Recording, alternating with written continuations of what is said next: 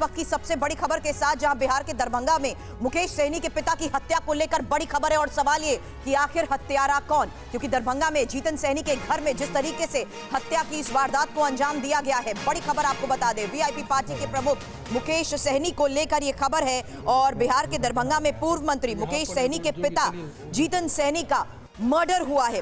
फिलहाल घर में मिली लाश और जिस तरीके से घर के अंदर और बाहर की तस्वीरें सामने आ रही है, आखिर कौन है हत्यारा और किस मकसद से इस हत्याकांड को दिया गया है अंजाम, इस बारे में मेरे सहयोगी रुपेश से करेंगे सवाल। और जिस तरीके से पूरे मामले की इन्वेस्टिगेशन हो रही है, अभी तक शुरुआती जांच के बाद क्या पता लग पाया है, इस बीच आपको बता दें बिहार में दरभंगा से ये तस्वीरें भी सामने आ रही हैं। रुपेश हमारे सहयोगी हमें ज्वाइन कर चुके हैं। रुपेश, मुकेश सहनी वीआईपी पार्टी के प्रमुख और जिस तरीके से उनके पिता की हत्या को अंजाम दिया गया है, क्या खबर इस बारे में अभी तक शुरुआती जांच के बाद सामने आई? देखिए, दरभंगा में बिरौल के जो एसडीपीओ हैं, उन्होंने पहला बयान दिया है और उन्होंने कहा है कि लगता है कि चोरी की नीयत से चोर अंदर घुसे थे और इसी दौरान ये हत्या की गई है। प्रथम दृष्टया जो मामला लग रहा है, हालांकि जांच की टीम पहुंच रही है, एफएसएल की टीम भी वहां पे पहुंच रही है, लेकिन जो स्थिति है, आप हालात देखिए जो दिखलाने के काबिल भी नहीं। किस तरीके से छत की छत सौ घर में अकेले मुकेश सहनी के पिता जीतन सहनी रहते थे और घर की जो स्थिति है, बहुत बड़ी कोई संपत्ति और इस तरह वो देख करके ऐसा नहीं लग रहा है कि चोर ने पहले से रेखी की होगी और बहुत बड़ी संपत्ति या बहुत कोई माल हाथ लगने की नीयत से वो घर में घुसे होंगे। और शव जहां पड़ा है, ठीक उसके बगल में कुछ पैसे भी वहां पे दिख रहे हैं विजुअल्स में।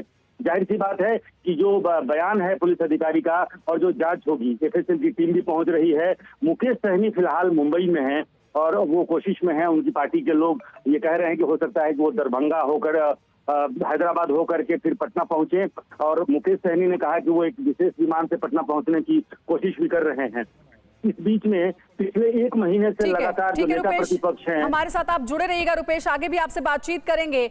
और मुकेश सहनी के पिता की हत्या हुई है बिहार के दरभंगा में। मुकेश सहनी कौन है, अब ये जानिए। 2018 से सक्रिय राजनीति में आए विकासशील इंसान पार्टी के संस्थापक सन ऑफ मल्लाह के नाम से भी ये जाने जाते हैं। वहीं 2024 चुनाव में वीआईपी पार्टी 3 सीटों पर लड़ी थी। मुकेश सहनी सिनेवर्ल्ड कंपनी के मालिक हैं। 27 मार्च 2022 तक बिहार में पशुपालन मंत्री भी रहे हैं। और आरजेडी प्रवक्ता मृत्युंजय तिवारी जी हमारे साथ जुड़ गए हैं। मृत्युंजय जी, मुकेश सहनी के पिता का मर्डर हुआ है बिहार में, क्या एक बार फिर से कानून को चुनौती दे रहे हैं अपराधी? देखिए, ये सुबह सुबह बिहार से दरभंगा से जो अत्यंत दुखद खबर आई है जी, बहुत ही मर्माहत करने वाला है। हम लोग सब मर्माहत हैं और ये बता रहा है कि बिहार में अपराधी राज कायम है। जब राजनेता के पिता की हत्या इस तरह से हो रही है, आम लोग तो भगवान भरोसे, ये अपराधी राज कायम हो गया है बिहार में। आए दिन लगातार हत्याओं का दौर जारी है। नेता प्रतिपक्ष तेजस्वी यादव जी लगातार सवाल खड़े कर रहे हैं, लेकिन डबल इंजन की सरकार में एक इंजन अपराध पर एक इंजन भ्रष्टाचार की ओर बढ़ा हुआ जी। आदरणीय प्रधानमंत्री जी, आदरणीय मुख्यमंत्री जी, सरकार में एनडीए के लोग जंगल राज का राग अलापते थे। अभी ये कौन सा राज है? महाजंगल राज चलाने वाले अभी चुप क्यों हैं? ये तो पूरी जनता भगवान के भरोसे। और मुकेश सहनी जी के साथ हमारी पार्टी, हम लोग सब लोग साथ में हैं। इस घटना पर प्रशासन को त्वरित कार्रवाई करनी चाहिए। आखिर कौन लोग, किसने इस तरह का हिम्मत किया कि मुकेश सहनी जी के पिता की हत्या हुई है? इससे हम लोग बहुत ही अत्यंत ही दुखी हैं और मर्माहत। लेकिन मृत्युंजय जी, शुरुआती जो समझ में आ रहा है कि किसी तरीके का कोई थ्रेट नहीं था मुकेश सहनी के पिता को। घर भी देखने में ऐसा लग रहा है कि बहुत ही साधारण तरीके से रहते थे। अभी हम देवघर बाबा बैद्यनाथ मंदिर में पूजा करने आए हैं। पूरी जानकारी हमें नहीं है कि क्या हुई है। पूरी जानकारी लेंगे, उनसे बात करेंगे क्या है पूरा मामला। अभी तो ये हत्या हुई है, इस पर हमने आपको प्रतिक्रिया दी है। इस पूरे मामले की शासन प्रशासन को जवाब देना पड़ेगा। हम लोग शांत नहीं बैठेंगे। मृत्युंजय तिवारी जी, शुक्रिया टीवी9 भारतवर्ष से बातचीत के लिए। आरजेडी प्रवक्ता मृत्युंजय तिवारी जो जिस तरीके से इस पूरे मामले की जांच की जा रही है उसको लेकर तो बात कह रहे हैं कि अभी मामले की जांच के बाद सच सामने आएगा, लेकिन जिस तरीके से इस हत्याकांड को अंजाम दिया गया है, मुकेश सहनी के पिता की हत्या को दुखद बताते हुए मृत्युंजय तिवारी ने जिस तरीके से अपराधियों के हौसले बुलंद है उसको लेकर भी सवाल उठाए हैं और ये साफ तौर पर कहा है कि शासन प्रशासन को पूरे मामले पर सख्त कार्रवाई करनी चाहिए। हालांकि ये इस बीच तस्वीरें भी आपके सामने हैं, जीतन सहनी के घर पर अकेले थे उनके पिता। और फिलहाल शुरुआती जांच में हमारे सहयोगी रुपेश इस वक्त हमें जानकारी दे रहे हैं कि जिस हालत में उनका शव बरामद हुआ है उसके नजदीक पैसे भी मिले हैं। हालांकि क्या घर में चोरी और लूट की वारदात के तहत इस हत्याकांड को अंजाम दिया गया है, इस एंगल से तो पूरे मामले की जांच की जा रही है। लेकिन इस वक्त मौके पर पहुंची टीम्स किस तरीके से आसपास के इलाके में भी छानबीन कर रही है और पूरे घर में जिस तरीके से मौके पर पहुंची टीम इस वक्त जांच कर रही है, उस बारे में और अपडेट के साथ रुपेश हमारे साथ हैं। और रुपेश से सवाल इस लिहाज से भी होगा क्योंकि यहां जिस तरीके से हम आरजेडी प्रवक्ता मृत्युंजय तिवारी से बात कर रहे थे, अपराधियों के बुलंद हौसलों को लेकर जिस तरीके से रुपेश सवाल उठाए जा रहे हैं, मैं जानती हूँ ये वक्त है शुरुआती जांच में ये जानने का कि आखिर हत्याकांड को किसने अंजाम दिया और क्यों।